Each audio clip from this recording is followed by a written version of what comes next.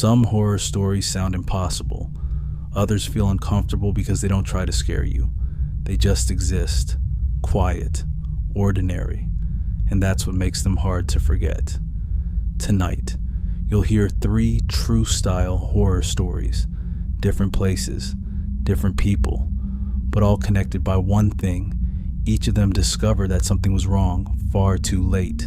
If you're listening alone, keep the lights on, and whatever you do, don't pause. The first night started like any other. I lived alone in a small apartment above a closed bakery.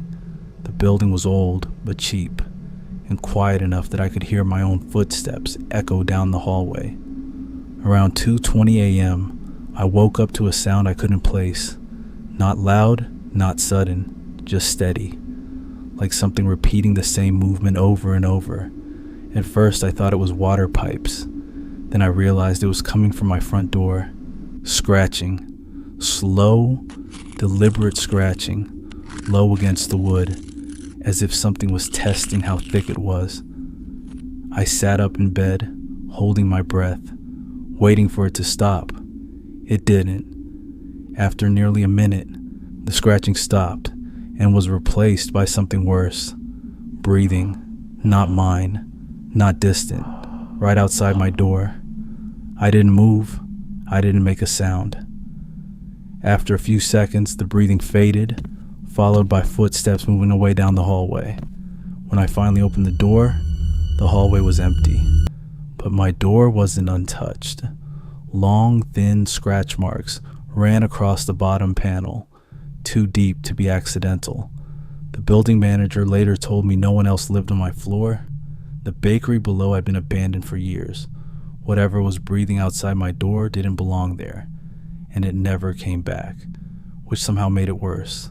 Some encounters don't escalate. They don't explode into violence. They simply stop, leaving you to wonder what would have happened if you had reacted differently. The second story began with curiosity. A group of hikers took a shortcut through a wooded trail that wasn't on any map. They found it by accident while exploring a national park late in the afternoon. The path looked worn, like it had been used recently, even though no signs marked it. They followed it for nearly 30 minutes before realizing the forest around them had gone completely silent. No birds, no wind, no insects. Ahead of them, the trail ended at a small clearing. In the center stood a wooden chair facing the trees. Nothing else. No campfire, no trash, just the chair. As they stood there, confused, one of them noticed footprints in the dirt. Bare footprints, too many to count, all leading toward the chair, none leading away. Then they heard a voice. It didn't come from the trees. It came from behind them. A low whisper repeating the same phrase, again and again, too distorted to understand. When they turned around, the trail they had used to enter the clearing was gone. Only dense forest stood behind them. Panic set in. They ran in random directions until one of them fell. When they stopped to help him up, the whispering stopped. The trail reappeared. They didn't question it. They ran until they reached the main park road. Rangers later told them there were no unofficial trails in that area. No clearings, no reports.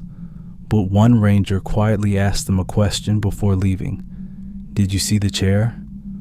When they asked what he meant, he refused to explain. Some places don't trap you forever. They just want to know you were there. The third story happened in a hospital. A night nurse working the late shift noticed something strange on the patient monitors. One heart rate kept appearing in empty rooms, room numbers that were closed for renovation. Each time she checked, the reading vanished. At first, she assumed it was a system glitch, but at exactly 3:10 a.m., the same heart rate appeared again, steady, slow, and strong, coming from a room at the end of the abandoned wing. She walked down the hallway, her footsteps echoing against the tile. The room door was open. The bed was empty. The monitor beside it was on, displaying a normal pulse. Confused, she reached for the screen. The moment she touched it, the heart rate spiked violently, then dropped to 0. Behind her, the door closed. She said she felt someone standing inches away from her back, close enough to feel warmth, close enough to hear breathing that didn't belong to her. She didn't turn around. She walked forward until she reached the door and pulled it open with shaking hands. Later that morning, maintenance confirmed something unsettling. That room's monitoring equipment had been removed weeks earlier.